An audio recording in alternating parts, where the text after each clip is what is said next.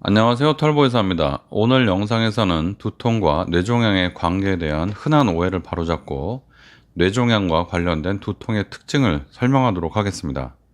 두통은 매우 흔한 증상이지만 뇌종양과 연결되어 과도한 걱정을 하는 경우가 많습니다. 하지만 대부분의 두통은 뇌종양과 관계가 없고요. 정확한 정보를 알고 증상을 올바르게 평가하는 것이 중요하다고 생각합니다. 첫 번째, 모든 두통이 뇌종양의 신호는 아닙니다. 많은 사람들이 두통을 뇌종양의 주요 증상으로 생각하지만 실제로 뇌종양으로 인해서 두통이 발생하는 경우는 극히 드뭅니다. 연구에 따르면 두통을 경험하는 환자 중 뇌종양이 원인인 경우는 한 0.1% 미만입니다. 전체 두통 환자의 0.1% 미만이 뇌종양입니다. 따라서 대부분의 두통은 긴장성 두통이나 편두통, 그리고 스트레스, 피로, 수면 부족, 근육 긴장 등으로 나타나는 그냥 단순 두통입니다. 따라서 단순 두통만으로 뇌종양을 의심할 필요는 없는 거죠.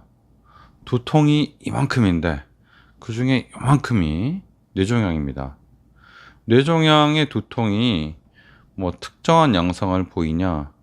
그럴 수도 있지만 그렇지 않을 수도 있습니다. 일단 두통 중에 뇌종양으로 인한 두통이 굉장히 적다. 그걸 알고 계시면 되겠습니다. 두 번째, 뇌종양으로 인한 두통은 특정한 양상을 보일 수도 있습니다.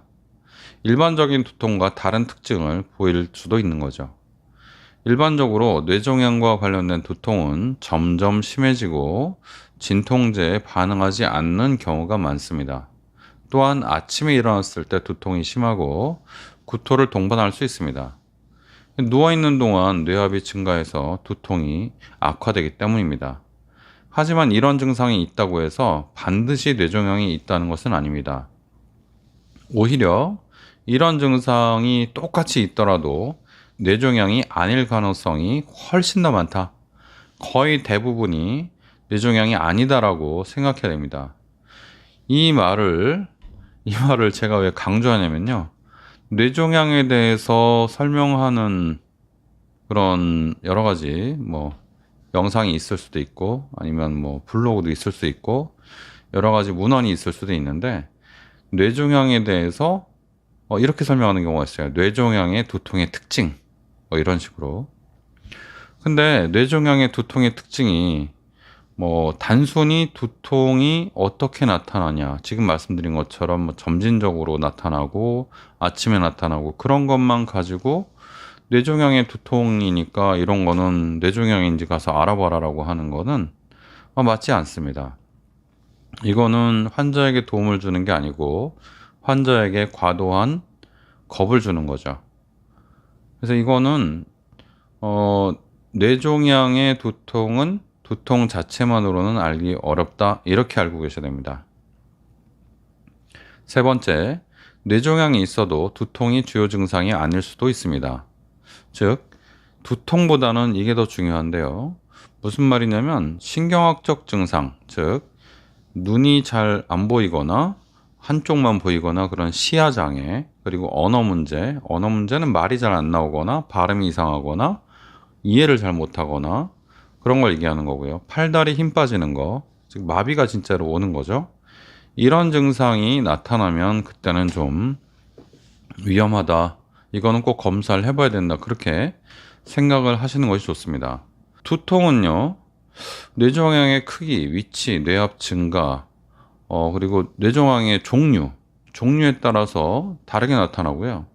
천천히 자라는 경우에는 두통이 거의 없는 경우가 많고 악성일 경우가 또 거의 두통이 없는 경우가 많아요. 그래서 이런 두통 조심해라 그러는 거는 뇌종양을 의심하기에는 턱없이 부족하고 오히려 잘못된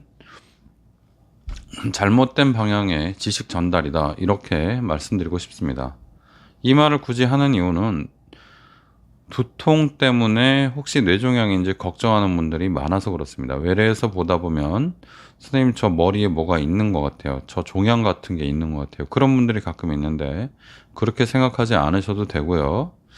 마비가 있거나 눈이 잘 안 보이거나 언어 장애가 있으면 그때는 그 뇌종양을 먼저 의심할 게 아니라 오히려 중풍, 뇌경색을 먼저 의심해야 됩니다. 따라서 뇌종양의 어떤 특징적인 증상이 그렇게 있지 않다. 이렇게 생각하시면 되겠습니다. 네 번째, 뇌종양 두통에 대해서 다시 한번 말씀드릴 건데요. 뇌종양으로 인한 두통이 그렇게 극심하지 않다는 거죠. 많은 분들이 뇌종양이 있을 경우에 두통이 극심하고 참기 힘들 거라고 생각하지만 그렇지 않습니다. 뇌종양으로 인한 두통은 아예 없을 수도 있고 심할 수도 있습니다. 일반적으로는요, 약하게 있는 경우가 굉장히 많습니다. 영화나 요즘은 잘 안 나오긴 하는데 예전에 뭐 한 20년, 30년 전에 단골 메뉴가 뇌종양이었습니다. 그래서 그 TV에 나오는 드라마나 영화에 그 주인공이 뇌종양이 발견되는데 뇌종양이 오면은 굉장히 두통을 많이 호소하는 그런 장면을 많이 보였어요. 그래서 두통이 많이 있을 거라고 여러분들이 생각할 수 있는데 그렇지 않다는 거죠.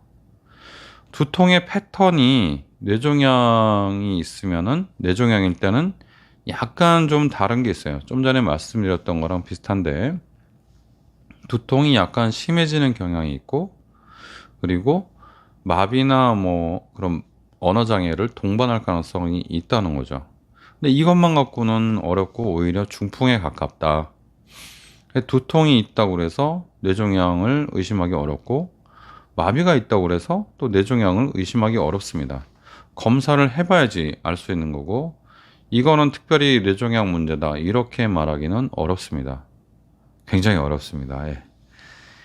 이 말을 꼭 하고 싶었어요. 뇌종양이 두통으로 이렇게 보면 안 된다. 예.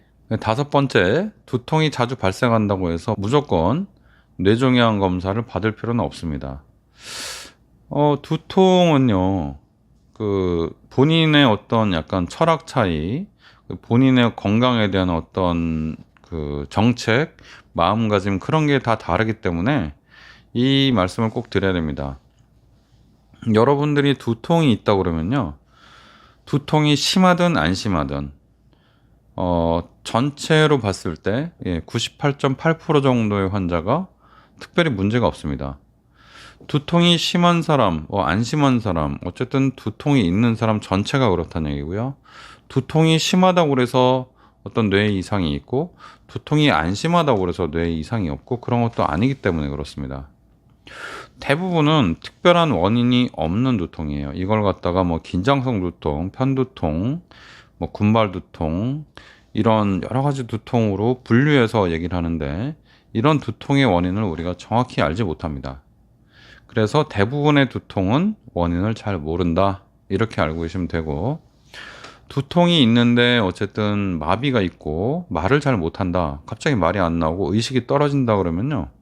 이거는 검사를 해보고 뇌출혈인지 뇌경색인지 뇌종양인지 봐야 됩니다. 이 증상만 가지고는 어떤 건지 전혀 알 수가 없어요. 그래서 뇌종양은 이런 증상이다. 이거는 잘못된 겁니다. 뇌종양은 증상을 특정할 수 없다. 이렇게 생각하는 것이 좋겠습니다. 두통은 대부분의 경우 뇌종양과 관련이 당연히 없고요. 그렇지만 두통이 자꾸 심해지고 마비가 있고 언어장애가 생기면 그건 꼭 뇌종양뿐만이 아니라 중풍일 가능성이 높으니까 꼭 병원에 가서 진료를 받으시고 두통 자체에 대해서는 너무 걱정하지 마시라는 말씀을 꼭 드리고 싶습니다. 오늘은 뇌종양과 두통, 두통의 양상에 따른 뇌종양의 예상에 대해서 설명드렸습니다. 감사합니다. 털보의사였습니다.